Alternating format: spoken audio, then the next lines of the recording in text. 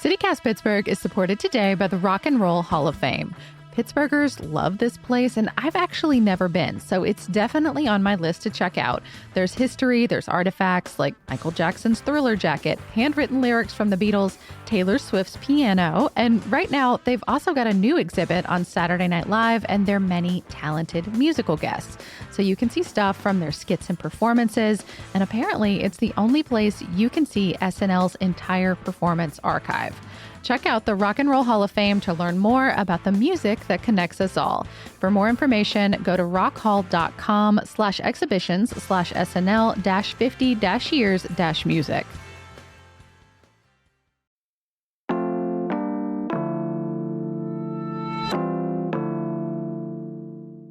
Today on CityCast Pittsburgh, our city is full of so many beautiful parks, and they are the perfect spots to soak up these last few weeks of summer. Whether you want to have a romantic picnic or go for an easy or maybe even strenuous hike, there is a park for you. We're bringing back producer Sophia Lowe's conversation with a local park expert to play a little matchmaking. It's Thursday, August 14th. I'm Mallory Falk, and here's what Pittsburgh's talking about.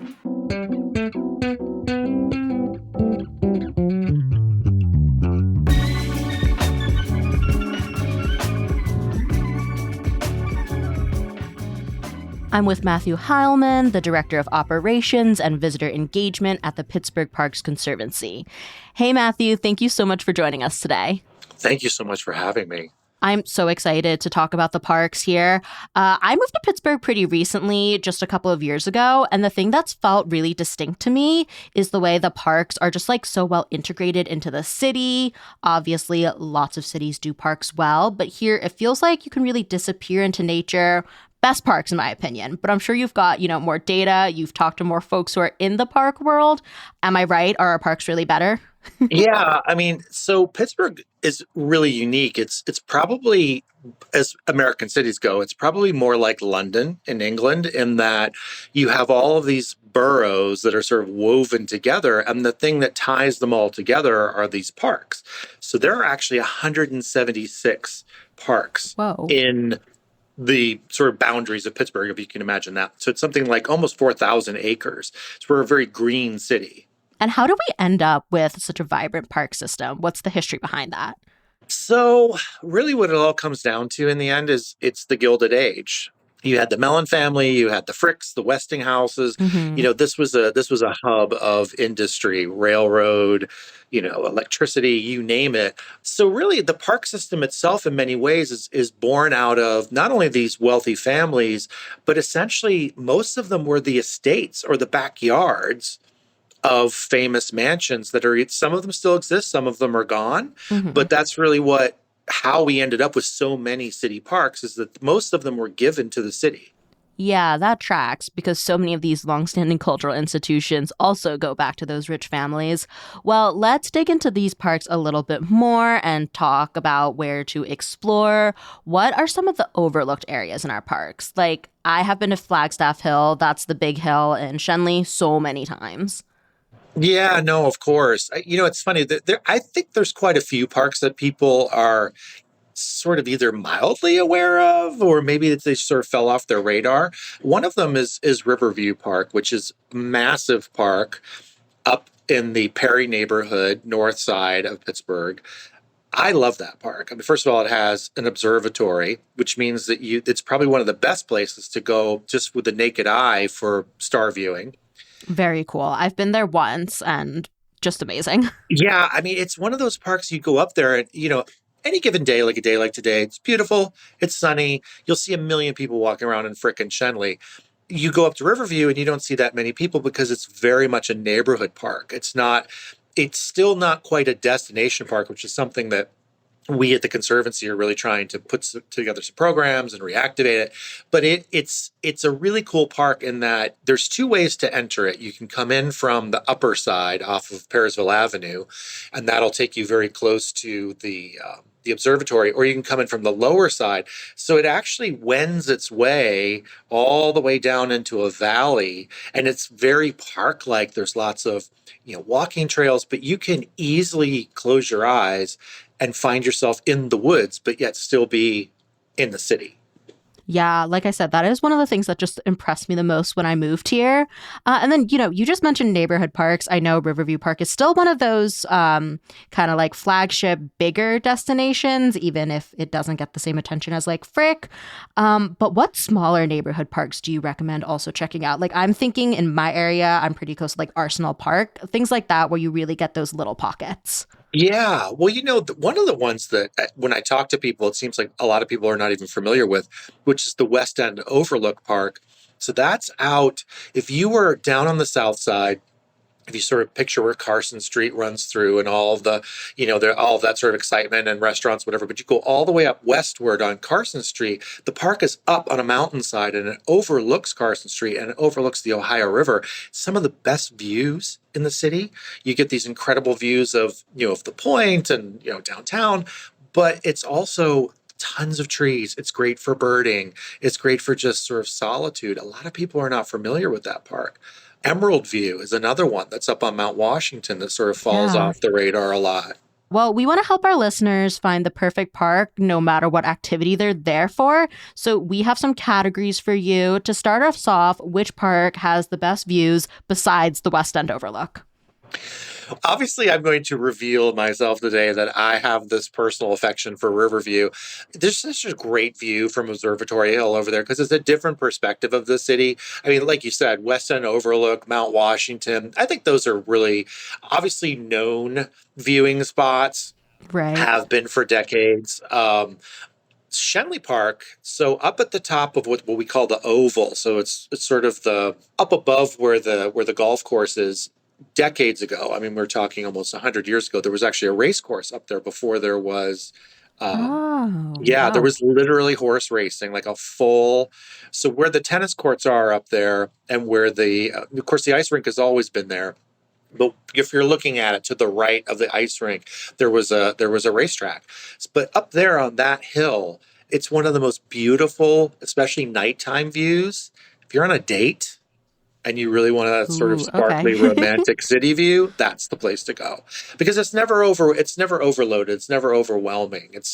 Sometimes you'll see people just sitting, there's not a lot of benches, but it's just such a great, striking space. Yeah. And since you mentioned dates, I'd love to go back and hear your recommendations for more date spots. You hit the nighttime. What about a daytime date? So probably about 20 years or so ago, and of course the Parks Conservancy was a huge driver of this. The parks, let's say late 90s, early 2000s, in general had started to really languish, but a lot of community groups started to get together. Of course, the Conservancy started as a community group, essentially. I mean, you're basically talking about a small handful of women who said, gosh, Shenley Park looks terrible. Like, what can we do? And it just bloomed and blossomed from there. So all of the parks, for the most part, especially the major ones, have all been redone. They're beautiful, safe spaces.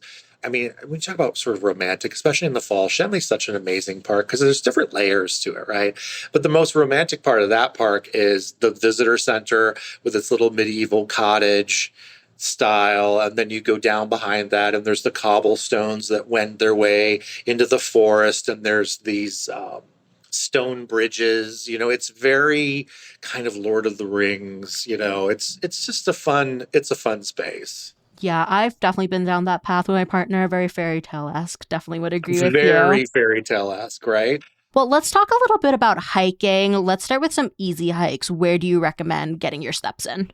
Frick Park is 655 acres. It's the largest park in Pittsburgh. Frick is one of those parks that has it all, right? It's tons of paved spaces.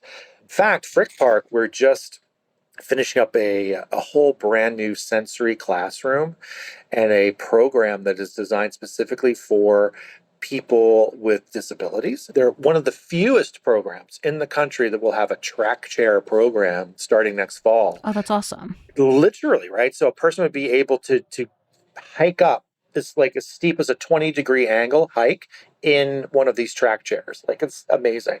So Frick Park is really made for that. So You've got everything from easy walking to, because of the elevations of it and the size of it, you can hike into the trees, into the woods.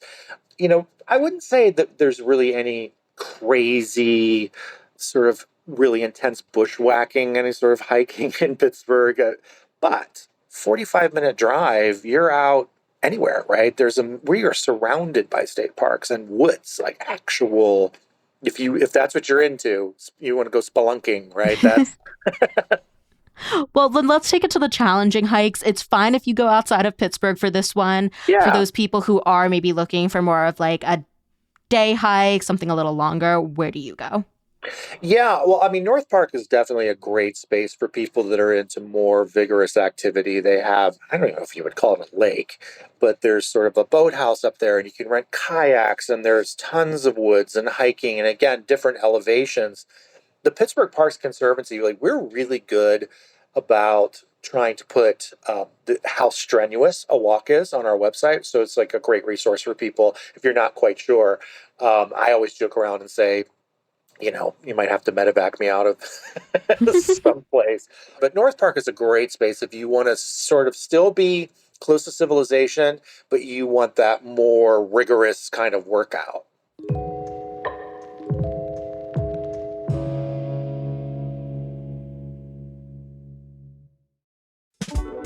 Today's show is brought to you by Overlook Maps. If you need an easier way to remember that amazing little cafe you found last summer or a perfect hiking spot that your friend told you about, I have good news for you. With Overlook Maps, special places never get lost again. You can create personal lists of places you've been or want to go, build your must-visit list for your next vacation, your favorite restaurants for nights out, or your getaway ideas when you need to escape. I have personally been DIYing this exact thing since I was in college using Google Maps, and y'all, that is not what Google is best at. My lists are kind of a mess, completely dependent on the notes I did or did not remember to write down at the time, and until now, it was my only way to record all the cool things I had done or wanted to do. I am so excited because Overlook Maps has solved for something I have wanted in my life for years. It's a way to remember, to categorize, to find the best spots for me and my crew, because they have so many curated layers that you can check out, from Michelin guides to the New York Times and eater recommendations. You can even make your own private lists, keep your own secrets, or share with friends and collaborate about the places that you are most excited to check out as a group. You can even put in food preferences, and Overlook Maps will make the recommendations. And they have a routing feature that will tell you where you can eat in the direction that you are already headed. I have been begging the universe for this thing for so long, and Overlook Maps has delivered. Icing on the cake, there are no ads. No one's selling your data to advertisers, just amazing spaces and places organized exactly how you want them. Overlook Maps. Collect, organize, and share the places that matter to you. Download it for free at overlookmaps.com and check out overlookmaps.com/Pittsburgh to see some of our favorite spots on a map and in your pocket. Your places, your way. Got any fun trips coming up?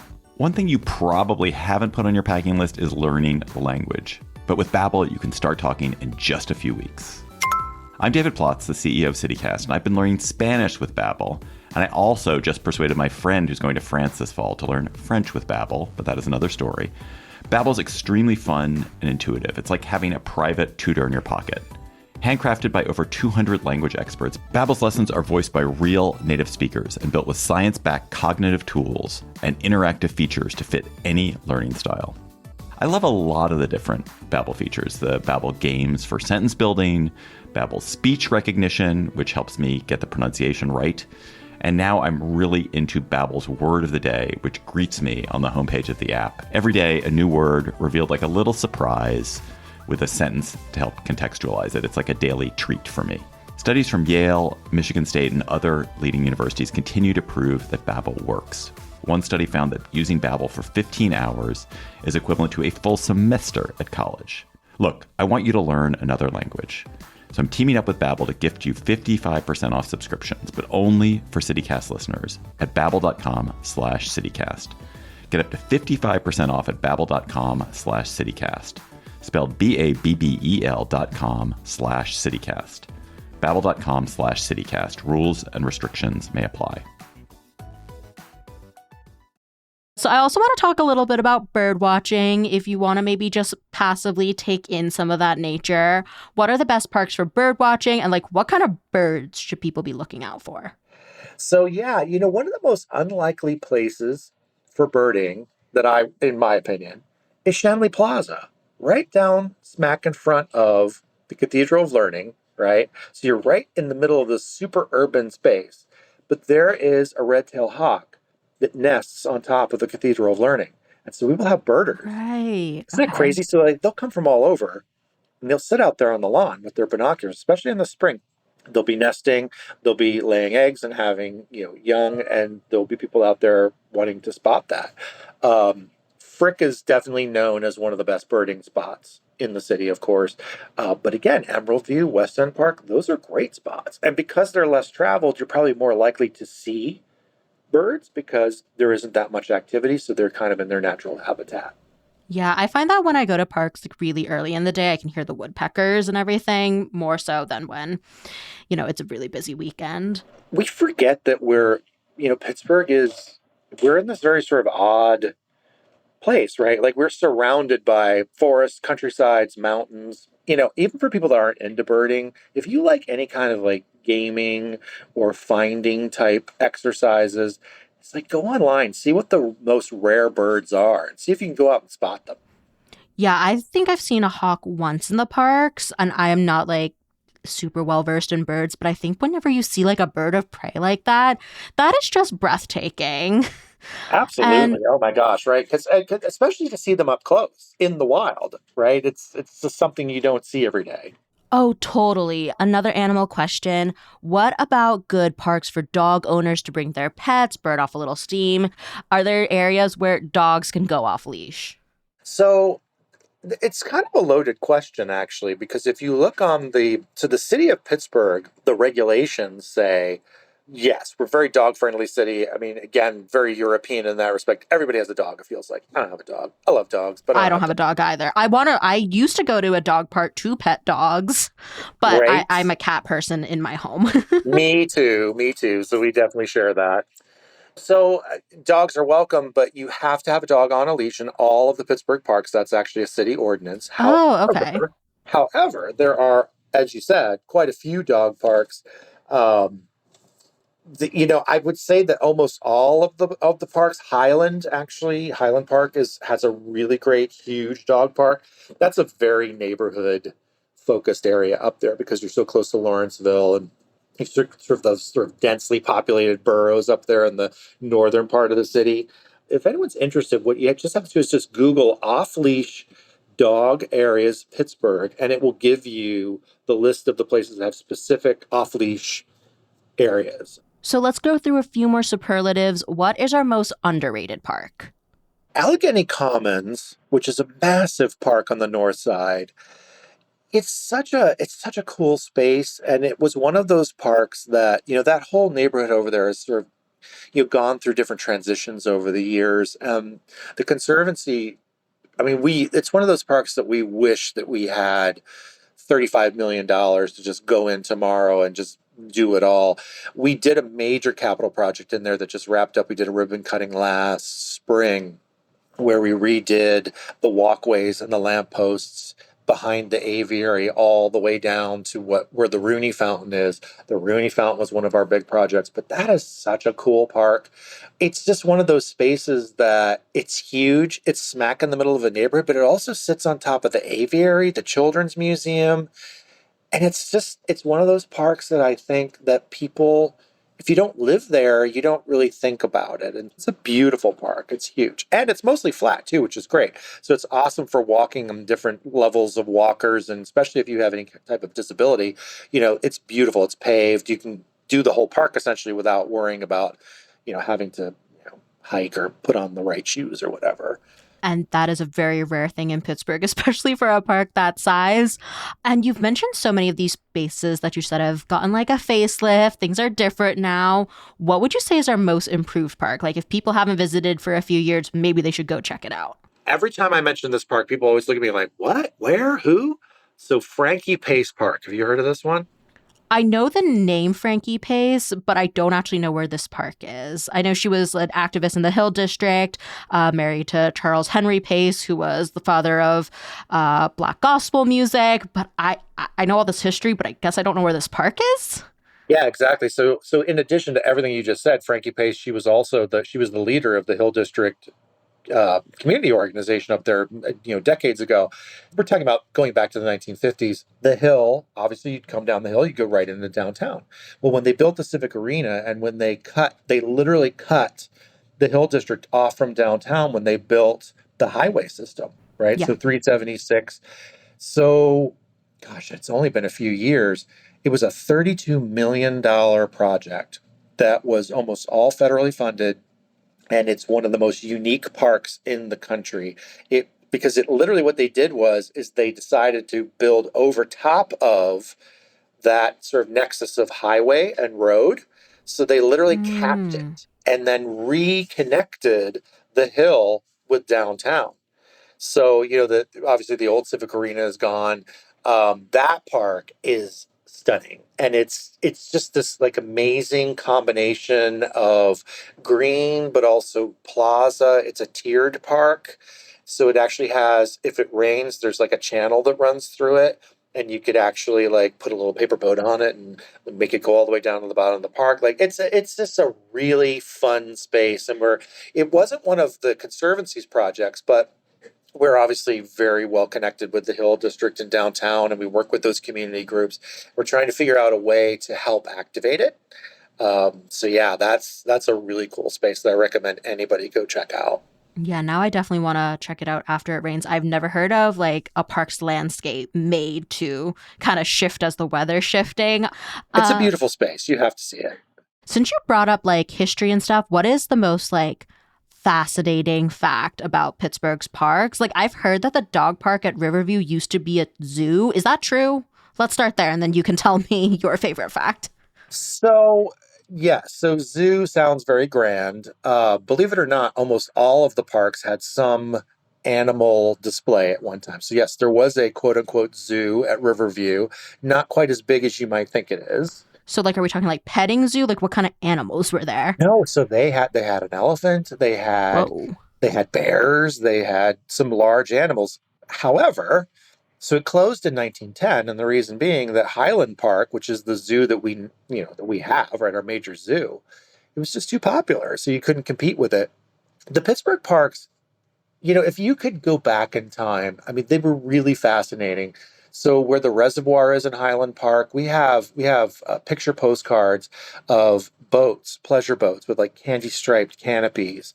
All of that stuff has changed, right? There was boating, there were carriage rides, there was a race course, like I said, there was a casino with the fact, fun historical in a park? fact. Like you were gambling in the park? So the casino is not what you think it is, right? Because that's what I thought too. I was like, oh, gambling. So where the Frick Fine Arts Building is, right down in Shenley in the plaza behind the fountain, that was the very first ice rink in America. And it was called the Casino. And it was this huge, crazy Victorian building. It burned down, I think, within a year because the technology was so ahead of its game and all of the stuff that they needed to keep the ice frozen 365 days out of the year. It didn't quite blow up, but it was pretty close. So I think after that, they were like, yeah, maybe this isn't such a great idea. Yeah, maybe not then, but call me if, 2025, we have better technology, you're bringing the ice rink back, because that would definitely draw me in. But is there any other park history you love, you think more people should know about? So Westinghouse Park, when you talk about interesting park history, George Westinghouse, he had a mansion in what is now Westinghouse Park, so 10 acres. That was his yard, essentially, and his mansion was called Solitude. So Nikola Tesla was actually one of Westinghouse's engineers, so he visited frequently.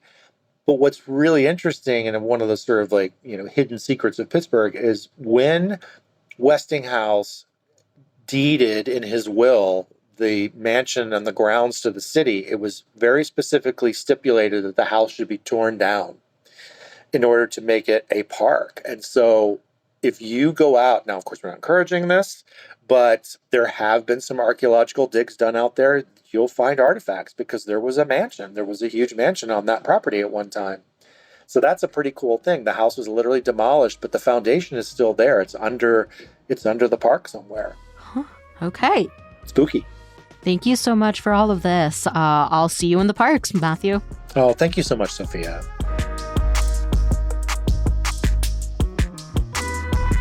That's all for today here on CityCast Pittsburgh. And before you go, we have a quick favor to ask. CityCast is doing our annual listener survey, and it would really, really help us out if you took it. You can go to citycast.fm/survey. It only takes 7 minutes. We timed it out ourselves. And if you enter, you'll be eligible to win a $250 Visa gift card, plus some special CityCast Pittsburgh swag. Even if you took the survey last year, we would be so grateful if you take it again, since we can't use last year's data anymore. Plus, it means another chance to win that gift card and that swag. So once again, go to citycast.fm/survey. We will be back tomorrow morning with more news from around the city. Talk to you then.